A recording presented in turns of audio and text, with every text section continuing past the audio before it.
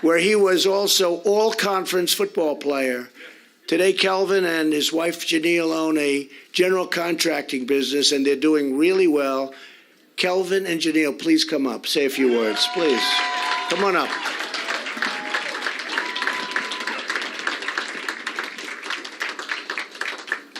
He looks so happy. He should be happy. Hi, thank you. Thank you, both. Thank you. Thank you, sir. Thank you very much. Please. Only 80 seconds. Oh, yeah. Well, thank you, Mr. President. This is really cool, by the way. I too am a builder, right? That's right. You know, my wife Janelle and I, we own Osprey Management. Osprey is a general contractor, construction firm based here in Georgia. As a businessman, I started Osprey 7 years ago out of my bedroom, and we were able to eventually generate enough cash to move to the basement. So I built out my basement, and we operated out of my basement for a few years. But just last year, we were able to purchase and operate from our very own 12,000 square foot office building. Yeah, over near the Braves Stadium. We're big Braves fans. Because of the policies of this president, the economy is the strongest in my lifetime. But wait, maybe a little too strong when you consider the record low unemployment and how difficult it is to find employees. So we are hiring. Osprey is hiring. All right. To everyone listening, our future success depends on our ability to ignore the distractions we see on a daily basis. Participate in this economy. Take advantage of these policies. Don't sit on the sidelines because of emotions or feelings. Get in the game. As an Air Force veteran, I took advantage of your upgrade of VA health services, where I was able to see a private doctor due to an unreasonable appointment time. So in the words of Tuskegee Airman and Air Force General Benjamin O. Davis, Jr., the privileges of being an American belong to those brave enough to fight for them. And to you, Mr. President, thank you. Thank you for being brave. Thank you for making the black community a priority. And thank you for fighting for all Americans. And this is why you will get our vote in 2020. Thank you so much. I'm very, very short. Thank you to everyone here. Thank you, Mr. President. You are awesome. And I am continually inspired every day by my husband. He does great work, and owning a business is difficult. So I'm so proud, and thank you for your policies that make it easier. So Trump 2020. Good job, huh? Smart. You should watch on TV. She's on TV, so Georgia game. Thank you. That's beautiful. That's really beautiful. Thank you very much. Congratulations. Every day we're reversing ruinous trade policies that have shattered black middle-class citizens. After the twin disasters of NAFTA and China's entrance into the World Trade Organization, which was a horrible thing for us, 1 in 4 manufacturing jobs held by African Americans were totally gone. They were extinguished. In the last 3 decades, Milwaukee lost 27% of all manufacturing jobs.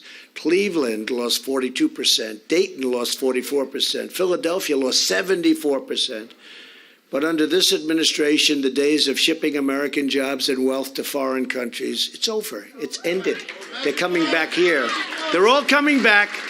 It's happening. You see it. 10,000 plants are being opened in the United States, or have been since we took over. 60,000 have been lost prior to that. Think of that, 60,000. On behalf of African Americans and all Americans, we're now putting America first. It's a really good thing. We've had it. In other words, we've had it, right? We're standing up to the decades of chronic Chinese trading abuses and replacing the NAFTA catastrophe with a brand new USMCA, a giant victory for the farmers and ranchers and manufacturers from coast to coast. The do-nothing Democrats, which is what they are, I've come up with that name. I don't think they like it too much, but who cares? They're do-nothings. All they do is waste their time instead of doing things that they could. They're just going, let's impeach him. We can't beat him. How about the guy? We can't beat him, so let's impeach him. Did you see that one? He was a beauty. We can't beat him. Let's impeach him. Good idea. The do-nothing Democrats are blocking a vote on the USMCA. Nancy Pelosi, she's blocking the vote. She doesn't want the vote to take place because they would rather hurt their political opponents than help their black constituents. That's what it is. Under my administration, we've added nearly 10,000 new factories in just 3 years, and we're just getting started. Tremendous numbers are coming in. Everybody wants to be in the USA. You know, we're the hot place. We're the hottest economy by far anywhere in the world. To keep jobs in America, I withdrew the United States from the disastrous, job-killing Paris Climate Accord. The only one upset about it in the whole country was Paris Denard. I mean, even you like it, Paris, right? Okay, he said he liked it. Good. Democrats want to invest in green global projects. I want to invest in black American communities.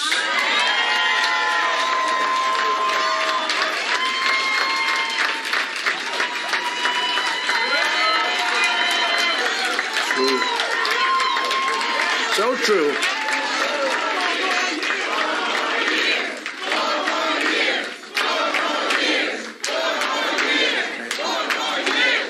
Thank you. Thank you very much. It's 16. It's good. 16 more years. And they'll go back. See, I told you he wants to be a dictator. These people are crazy. To revitalize distressed neighborhoods, we created 9,000 opportunity zones. Tim Scott of South Carolina was incredible on that, including 26 right here in Atlanta. 8 million African Americans live in opportunity zones, yet every Democrat voted against giving these black citizens the future they deserve. The Republicans got it passed. Not easy. We had no votes from Democrats. And now the Democrats are saying we made a big mistake, but they're never going to admit that publicly, I can guarantee you. But they were totally against it. But we had tremendous help. I said Tim Scott was so incredible. Your senators were incredible, David and Johnny. And it's been incredible. Nobody ever thought that could happen to the extent it's happened. It has revitalized areas and created jobs like nobody thought would be possible. To draw investment to these impoverished communities, we slashed the capital gains tax and opportunity zones to zero because people are coming in with very, what would have been high-risk money, and now they're coming in and they're thrilled and they're coming in with more and more. Money is now pouring into, and property values have skyrocketed, coming into the communities, and values are up 20%, 25, 30%. Today, we're glad to be joined by Paul Morrow, a proud Army veteran, great person, and a small business owner in Selma, Alabama.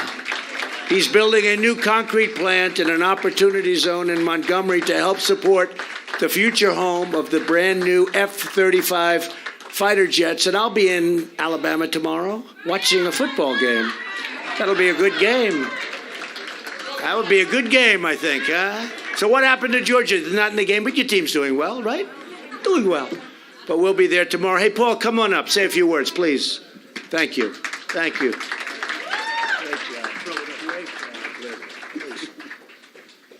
Oh, yeah. I came ready for this one.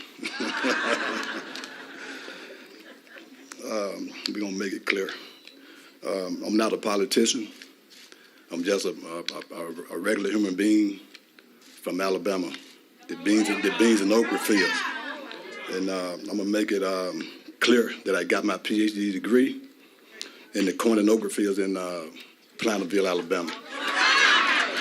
That's a little town right outside of Selma, Alabama.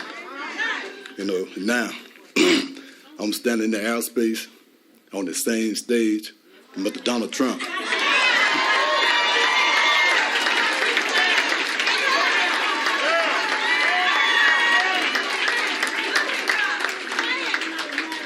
The President of the United States of America.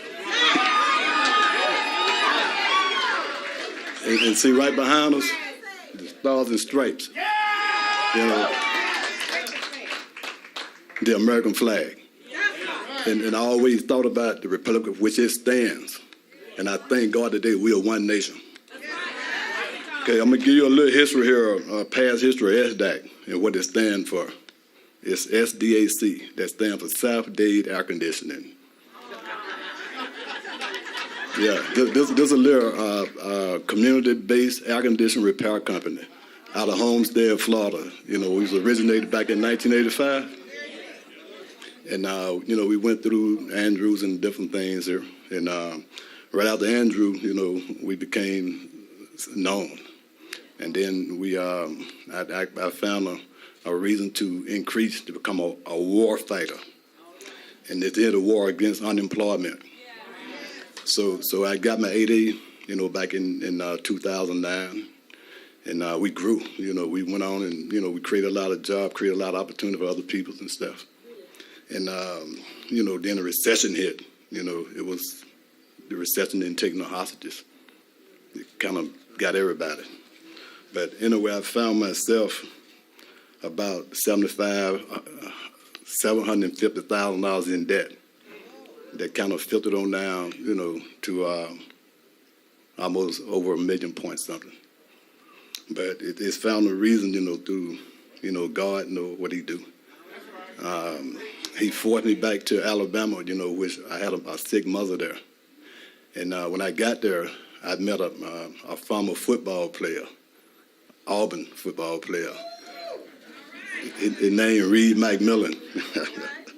He was a fullback.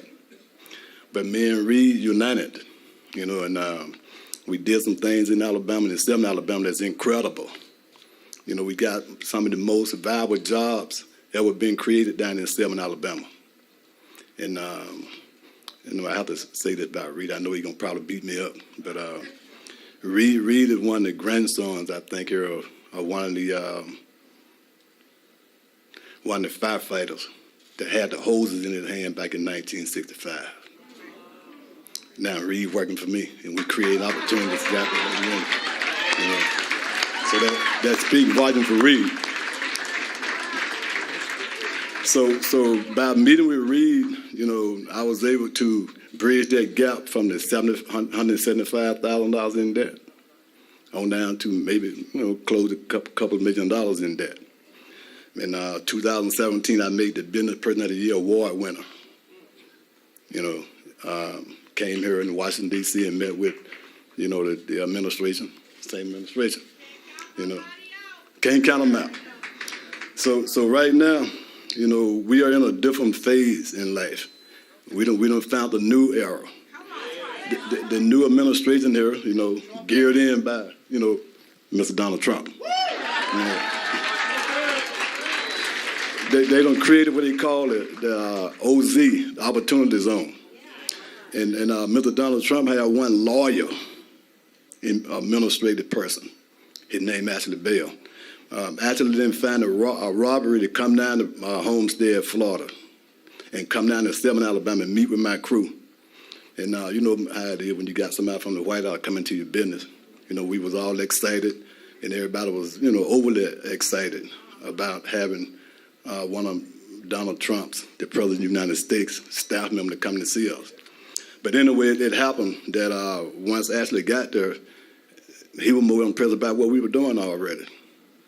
I got about 6 different millionaires hanging off my sleeve here, businesses that we done created through the, you know, through the 8A program and other stuff that we got them doing now.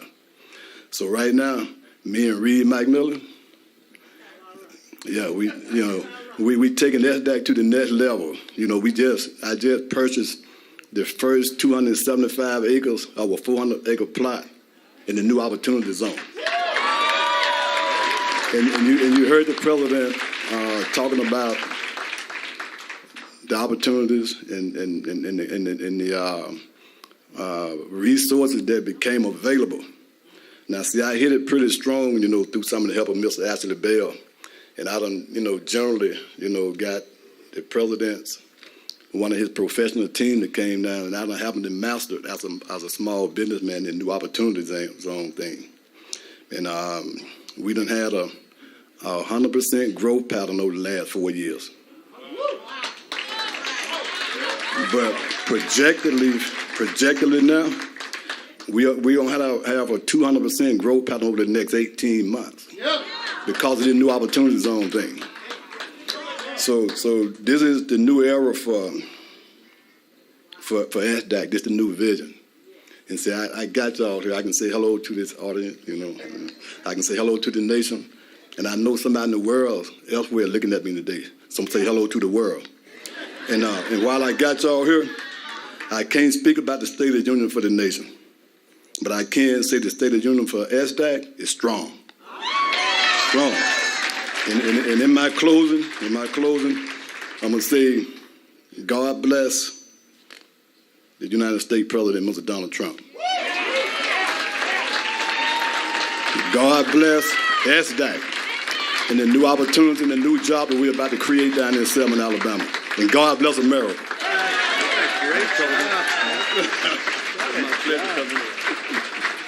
Wow. Thank you, Paul. What a job. I think he enjoyed that too, right?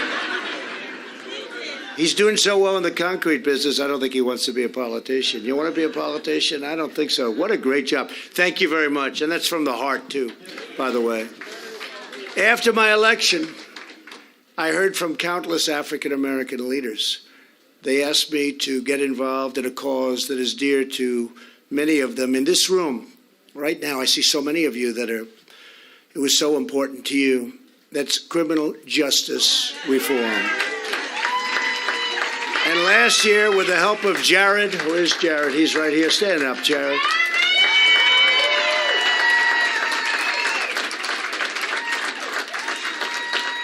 Jared was incredible. I proudly signed bipartisan criminal justice reform into law. They've been trying to do it for many, many, many years. They never came close, including the last administration. I don't know if they tried, actually, but they did try. They didn't try even.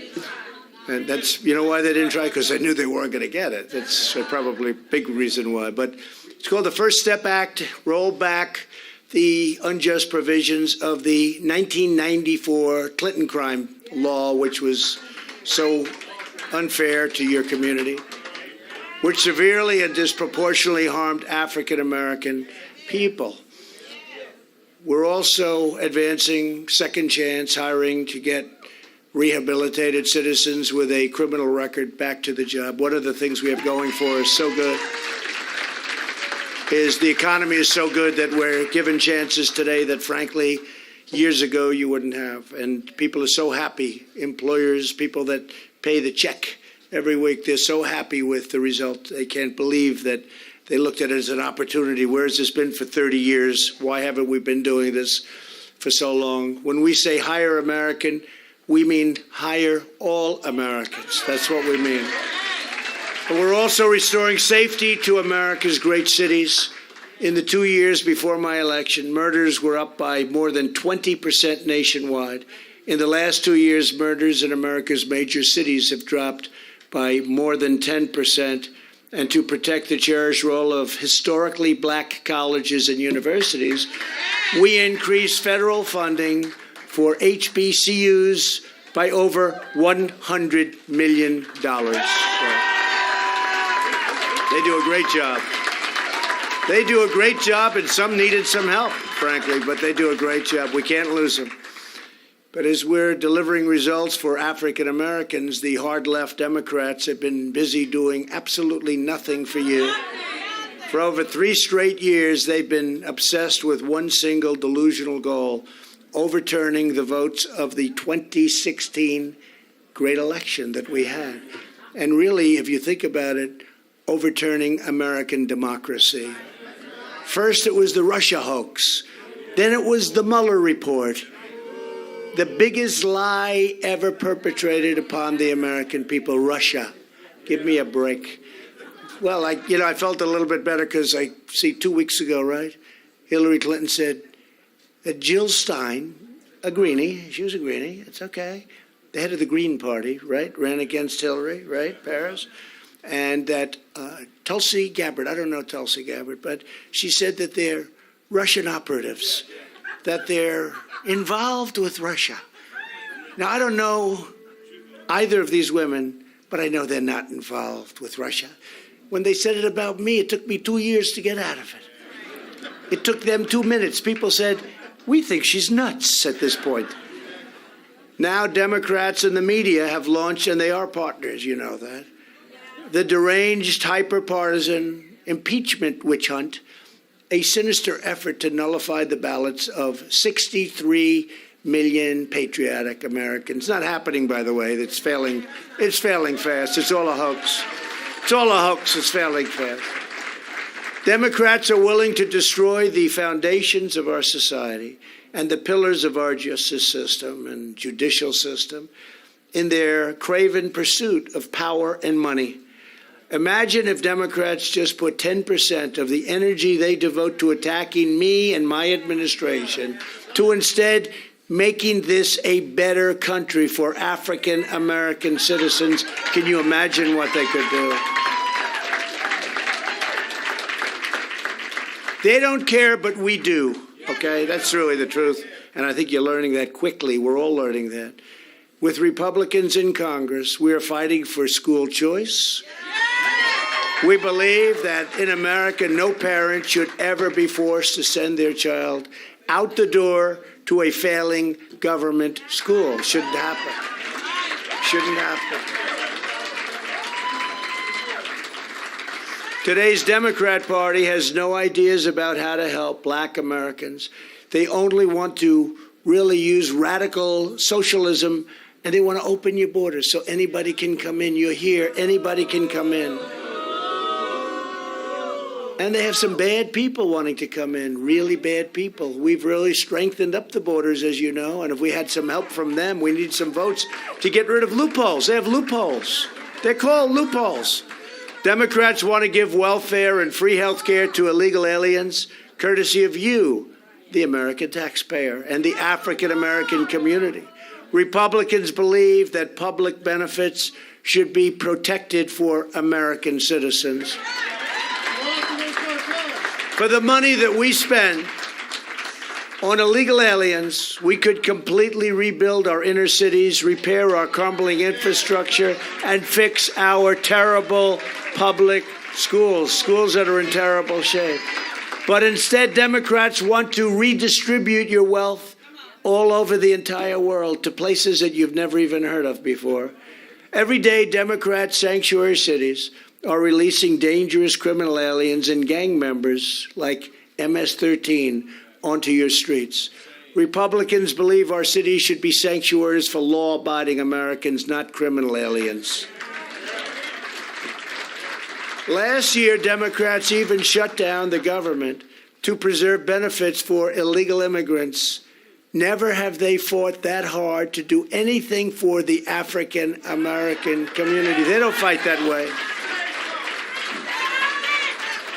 I see them, I'm with them. They don't fight for the African American community. They would rather have illegal aliens come in, health care, schools. I jokingly said once, Rolls Royces, every illegal immigrant gets a Rolls Royce. And the media said, Donald Trump exaggerated. He said they all get Rolls Royces. This is a lie. These people are the worst. No, they don't give them Rolls Royces, just short of a Rolls. They give them just short of the Rolls Royce, right? Democrats care more about illegal aliens than African American citizens, or our military, or citizens all over the place. They care more. Under Democrat politicians, African Americans become, and they have become, really, they've become forgotten, literally forgotten Americans. But under my administration, you've seen what we've been able to do because they are forgotten no longer, right? Radical Democrats are waging an all-out assault on the historic values and traditions of the black community. They're trying to attack law enforcement heroes and keep us safe. These are people that keep us safe. There's nothing wrong with that. We want safety. Because when I read that list of 10, one of the things is it's the most unsafe. The African American community is so, the numbers are different. like you wouldn't believe. We want to be safe. They want to take away your right to self-defense, crush your religious liberty, and silence your pastors. Pastors are being silenced, but not any longer because of the Johnson Amendment. The Johnson Amendment. They're allowed to speak to you now. They're allowed, your pastors and your ministers are allowed to speak to you now without retribution. African American churches have always been lifted up, and they've always been really the conscience of our nation. Yet Democrats now want to drive faith out of the public square and attack Christians and other religious believers. That's what they're doing. They have gone crazy. Okay? They really are. It's what's going on out there is crazy. As your president, I will always cherish our nation's religious heritage. We will always cherish that. It means so much. You know, when you look at things that are happening, a lot of it is because they've lost that incredible grounding, especially the vital and indispensable role of African American churches in our society. Incredible. We have some ministers here and some pastors here. You heard from one. He's an incredible man. But we have some ministers, pastors, and others that are people that we all look up to, and their voice has to be heard. They have to be heard. They're trying to take that voice away. It won't happen. Don't worry, it won't happen. So don't worry too much about it. Don't lose any sleep tonight, okay? Virtually every top Democrat also now supports late-term abortion, ripping babies straight from the mother's womb, right up until the moment of birth. And then you have the governor of Virginia, where it was after birth. After birth. That's evil. That's why I've asked Congress to prohibit extreme late-term abortion, because Republicans believe that every child is a sacred gift from God. Okay? To every African American across our land, you don't have to choose to leave the Democrat Party, because the Democrat Party already left you a long time ago. It's true. They left you. Well, they come back before elections for a few months, but that's about it. If you don't want to have radical socialism, that's what you don't want. If you don't want open borders, if you don't want out of control political correctness, how about some of this political correctness, right? If you don't want your jobs going overseas, if you don't want your children trapped in failing schools, if you don't want liberal extremists to run your lives, then today we say, welcome to the Republican Party. Honest Abe, right? Honest Abe. Now and always, Republicans are the party of Lincoln and Frederick Douglass, the Civil Rights Act, and hardworking American patriots of every race, religion, color, and creed.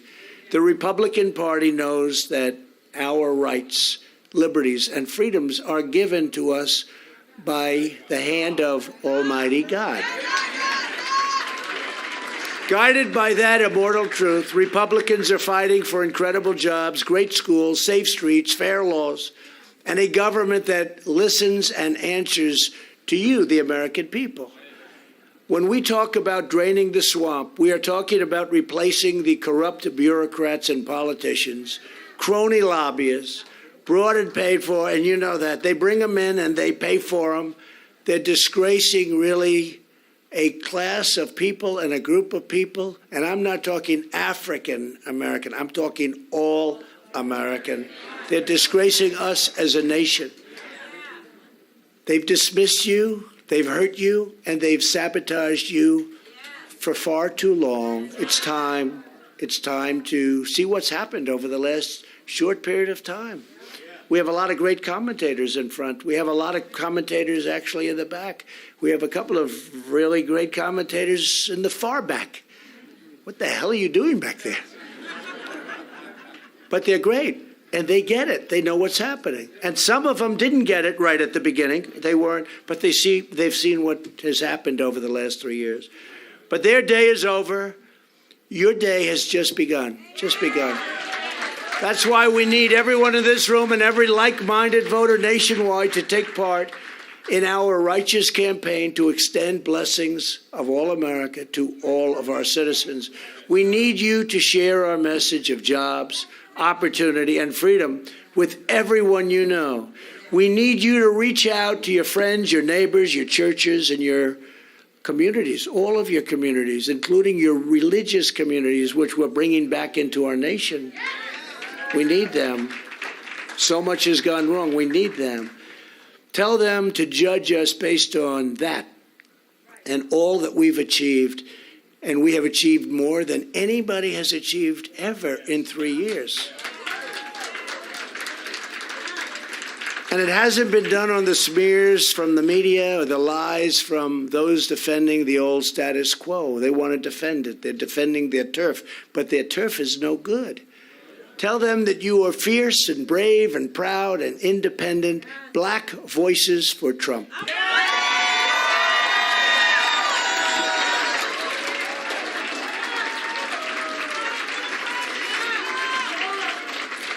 Now, I can't tell you how much this whole community has grown. I don't know, Katrina, if I could have said that maybe 3-4 years ago. People would have, let's say it would have been a slightly smaller audience. But people are seeing what's happening. By the way, go out and join the Republican Party. Sign up. Join the Republican Party. Get all your friends. Go and join it. We're going to do things that nobody ever dreamt of for your community and for the country, but for your community. With your help and your devotion, America's future is really ours to build and build upon and make even greater than it is right now. America's destiny is really ours to reach. America's glory is ours to achieve. When my administration and millions of black Americans join forces, we will be a totally unstoppable force. That's what's going to happen. And remember, the Democrats have let you down. You know, we're talking about over 100 years. We'll deliver a future of justice, opportunity, prosperity, and dignity to every man, woman, and child all across this incredible land. Our nation is thriving like never, ever before. We've never had an economy like this before in our history.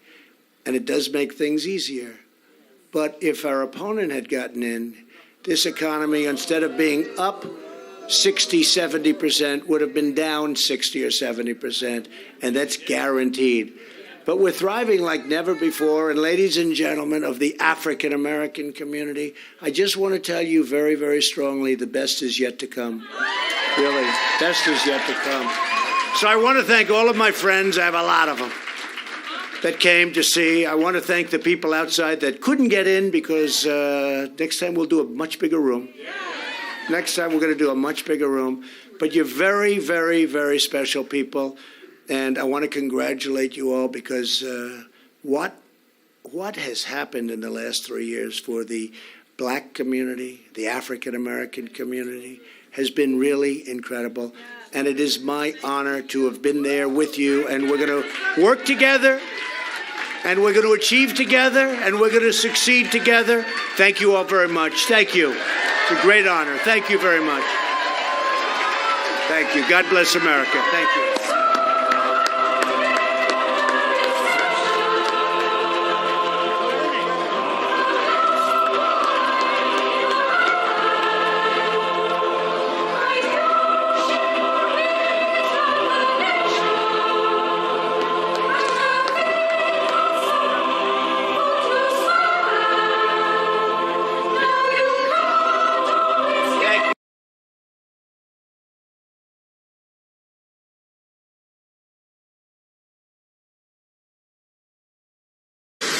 Shouldn't be having public hearings. This is a hoax. This is just like the Russian witch hunt. This is just a continuation. When you look at the lawyer for the whistleblower, I thought it ended when they found out that the lawyer was so compromised. I mean, the lawyer's the bad guy.